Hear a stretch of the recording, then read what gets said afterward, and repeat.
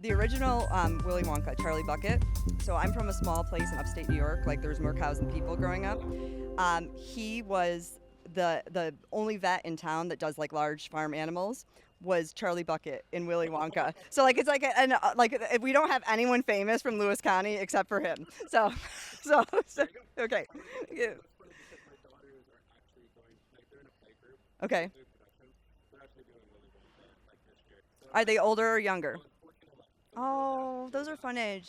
Okay.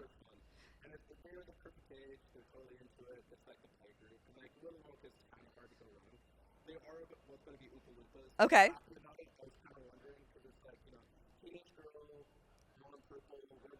So they're purple now, not orange anymore. Okay. So, okay. Okay. Okay. All right.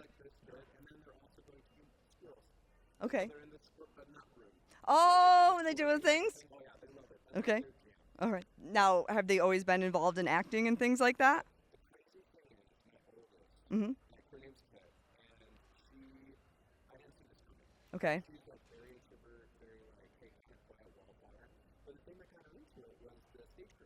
Okay.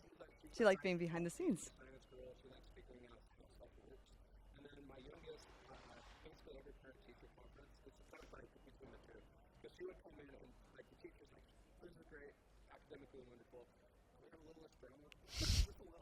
But not on stage. She can have as much as she wants.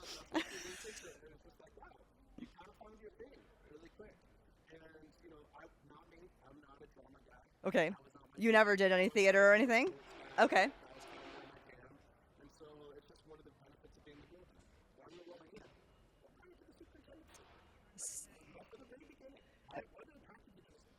So I never wanted to be a superintendent, believe it or not. I just wanted to change public education. And I started off as a teacher, as most do. And I don't know, about 15 years in, stuff was happening in New Jersey. And I was like, if I could just go to the Department of Education and let them know from a teacher's perspective. And so I took a job at the Department of Education for the state of New Jersey. I worked in the Office of Career and Technical Education, which is big right now. And I also worked in the county offices because New Jersey has a structure. And I was there, and it was a great job, and I got to work with districts all over the state. But I was like, I need to get back into a district. I missed kids, so I was a director of curriculum for pre-K through 12, and there was a couple of choices that were made, and I ended up being a superintendent. So yeah, it was not where I intended to land. So, but I'm not unhappy. So it is a lovely district. It's in kind of a bucolic type of area. It's pre-K through 8. New Jersey has these weird things going on again. And we have about 1,200 kids, a pretty small budget, 32 million, but it had incredible turnover. So in about 10 years, and don't trust me on the numbers, they had about 14 superintendents, or 14 superintendents, yeah, in 10 years. So it was massive turnover. And so the Board of Education said, we can't do this anymore. We want our kids to have something different. I was glad I was something different. And for the last 5 years, 4 years, we've been working on really raising academic achievement of our students. So, yeah.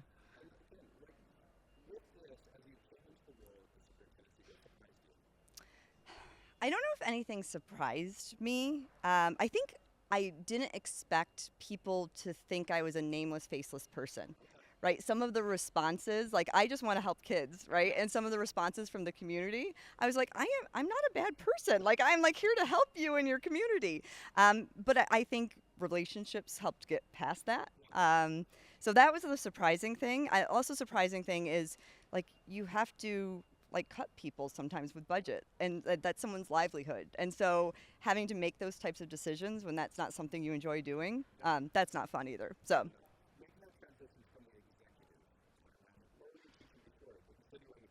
Yeah. So I started off, I was a high school English teacher. Then I went to gifted and talented.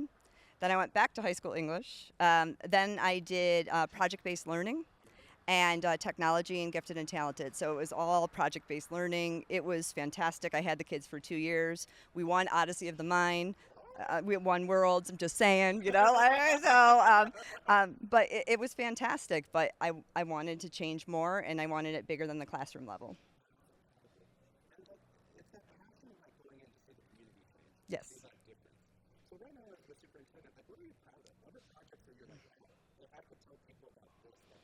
So there's two. Can I talk about? Okay, so the biggest one is superintendents have so many things pulling their attention, and so we've been very strategic to focus on one goal. Yes, there's lots of other things and we're not ignoring them, but where you put your energy when you have limited resources is what changes.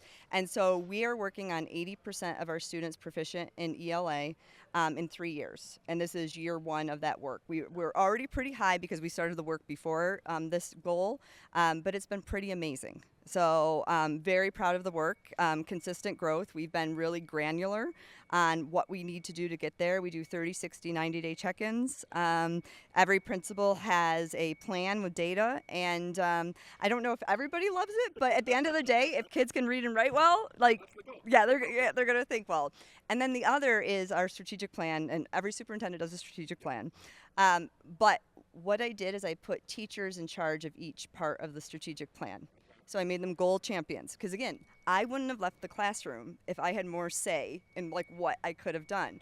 And so they partner with an administrator, and over the past 3 years, they have worked on our strategic planning goals. Amazing stuff that I couldn't have done on my own at all. Yeah, yeah.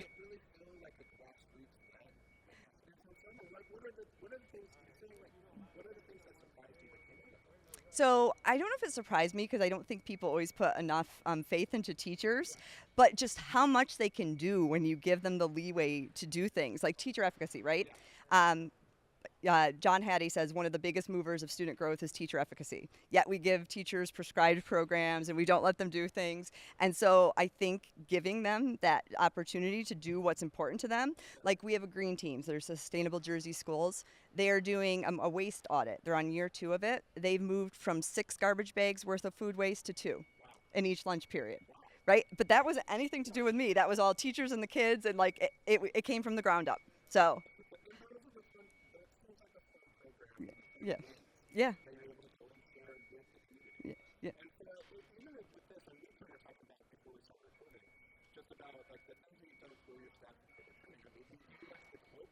Yeah. Yeah. So the Deloitte Principal Academy. So one of the most important things, we also used Patrick Lencioni as kind of how we built our leadership team. And so, trust is the bottom. And the Deloitte Leadership Academy like allowed us to like do that trust thing. All of our principals went except one. We went at different times with different groups together, learning how each of us interacts and who we are, and being intentional. And that's actually how we got to the 80% in 3. Because remember how you have to. I don't know if you ever went to the academy. Okay, one of the things they ask you to do is a magazine cover. So they say it's 5 years from now. What are people talking about? And that's how we came to the 80% in 3. And it was actually my director of curriculum more than me, so I don't want to take any credit for that. So come on, so, yeah. No, I just think that kind of he worked at the Department of Education as well, and I think that kind of just helped funnel our thinking towards a good direction. So it really is like I'm incredibly proud of like the work we're doing, and it's not easy, but it's all written out there. So like if people just did what the research said, like, and it's not easy again, and you have community issues. I think public education would rise to what it's supposed to be. I'm scared for public education right now. I really am.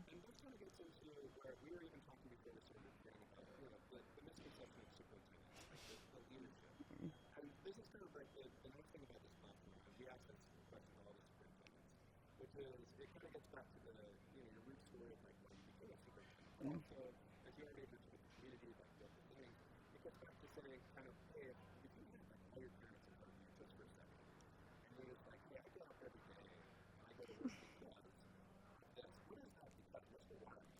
See, I'm gonna get. I know I shouldn't do this. I'm sorry.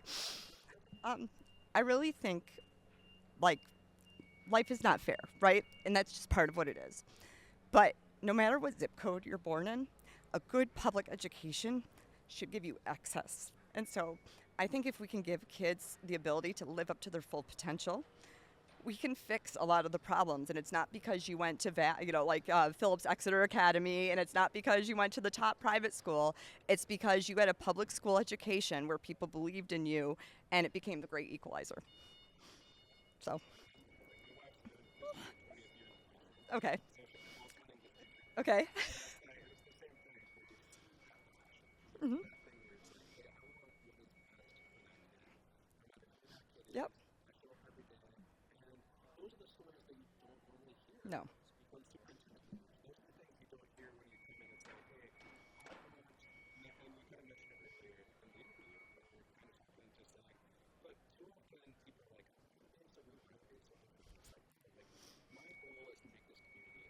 Yeah.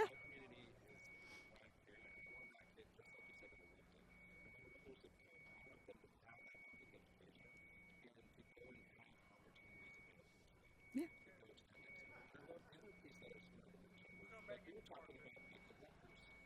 Yeah. Yep. Yep. So when I first got to the district has a limited budget, and I saw that we were spending close to $300,000. It's like a 32 million budget, so that's a lot on Rutgers behavioral health. And I was like, oh, that's something I'm going to need to cut in next year's budget.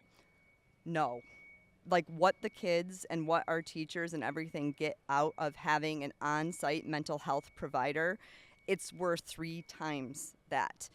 It's worth it in supporting students. And when you look at it and they talk about kids being depressed and teen suicide rates and all of those things, you can't put a price on a kid's life.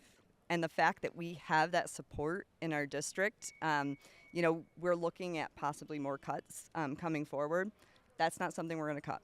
So,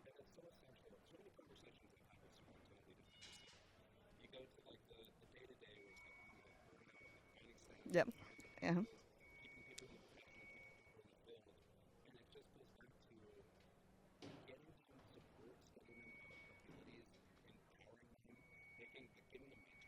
Yep. Yeah.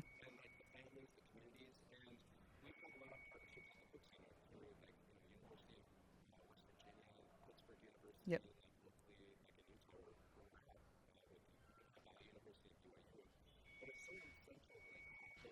Hmm.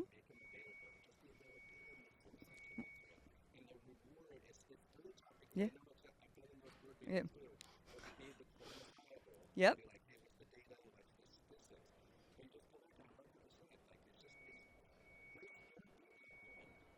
Yep.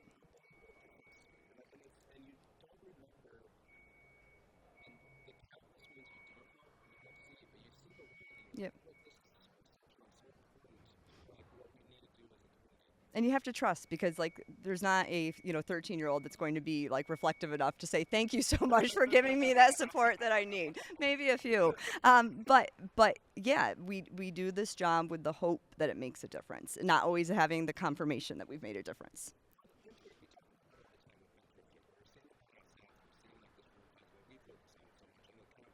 Yeah, I was just, yeah.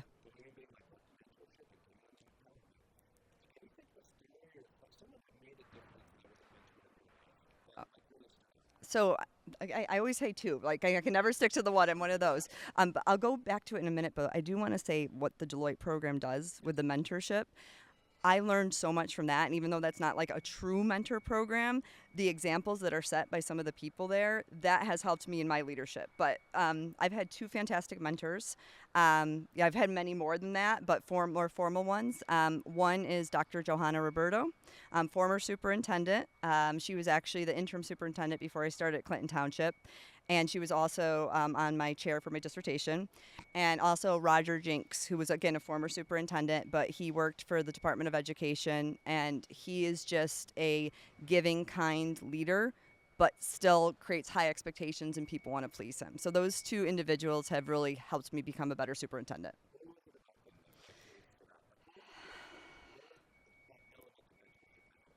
So for Johanna Roberto, when you leave a conversation with her, you feel on top of the world. She is so good at building people up and name dropping and making you feel good, and like she could be telling you you're not a good teacher, you're losing your job, and you're like, okay, but that's okay because there's another path for me. Like she's like very positive. And I think Roger came into my life at a time, and it was the same type of thing. He never says exactly what it is, but you want to reach his expectations. And like you said, your wife's in the classroom. That's what we do for students, right? And so if you can do that as a boss with adults, like, yeah. So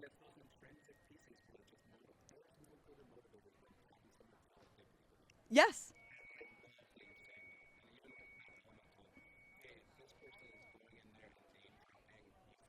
Hmm. Yeah, she'll have a conversation and she'll be like, oh, Melissa, she's so good. You need to talk to her about but she does it for everyone. But you don't feel like she does it for everyone. You feel like you're the only person in the room. So Clinton Township, I love it. And I know some of the statistics you shared about superintendency that sits with me about what an effect it has when a superintendent leaves. But my love is high school. And I do eventually want to be in a K through 12 district. And then eventually I do want to go back to the university level. I teach college classes right now.